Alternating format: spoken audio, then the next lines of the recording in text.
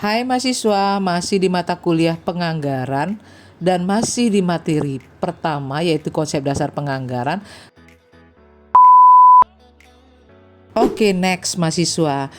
Klasifikasi berdasarkan jangka waktu dibagi menjadi dua juga, yaitu anggaran jangka pendek dan jangka panjang. Yang membedakan adalah anggaran jangka pendek yaitu anggaran operasionalnya yang menunjukkan rencana operasi atau kegiatan untuk satu periode akuntansi yang biasanya itu 1 tahun yang akan datang. Untuk anggaran jangka panjang yaitu anggaran yang menunjukkan rencana investasi dalam tahun anggaran dengan waktu lebih dari 1 tahun. Jadi yang membedakan kalau jangka pendek itu biasa satu periode akuntansi yaitu 1 tahun. Sedangkan untuk jangka panjang lebih dari 1 tahun. Oke mahasiswa, kita masuk ke keunggulan dan kelemahan dari anggaran ya. Jadi keunggulannya bagi manajemen merupakan hasil proyeksi ini menciptakan peluang untuk memilih rencana yang paling menguntungkan untuk dilaksanakan. Dan keunggulan berikutnya yaitu manajemen biasanya dalam menyusun anggaran diperlukan analisis yang sangat teliti terhadap setiap tindakan yang akan dilakukan. Analisis ini nanti sangat bermanfaat bagi manajemen lo, sekalipun ada pilihan untuk tidak melanjutkan keputusan tersebut. Selain keuntungan, tentu ada kelemahan dong.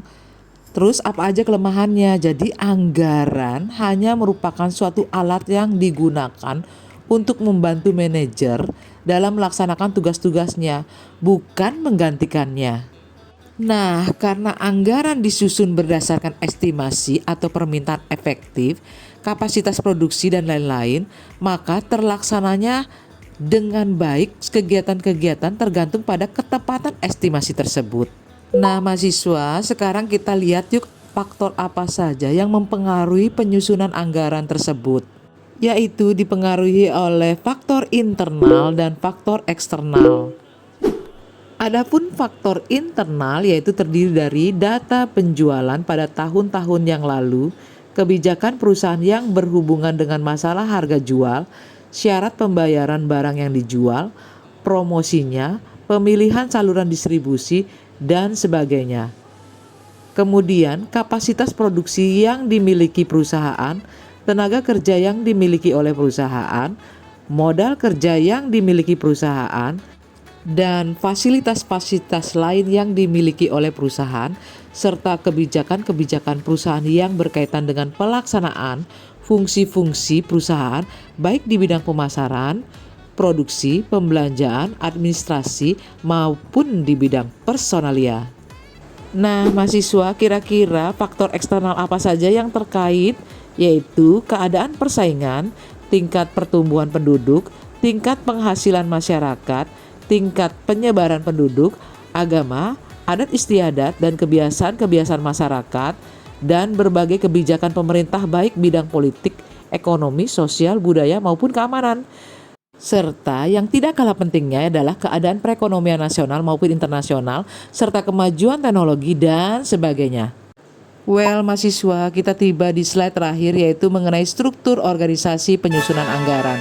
Kalian bisa lihat di sini ya, ada pendekatan dengan top and down dan pendekatan bottom up.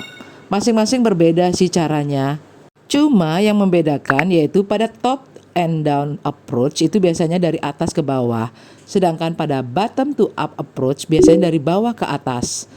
Jadi nanti kalau kalian bertanya yang mana sih Bu yang paling benar pendekatannya, masing-masing perusahaan itu memiliki cara menyusun anggaran yang berbeda-beda. Jadi tergantung perusahaannya ya. Nah itu artinya tidak ada yang salah ya. Dan untuk tugas minggu lalu, hari ini kalian diminta untuk presentasi ya. Oke mahasiswa, sekian dulu materi 1 ya. Kita jumpa lagi di materi 2. Bye-bye.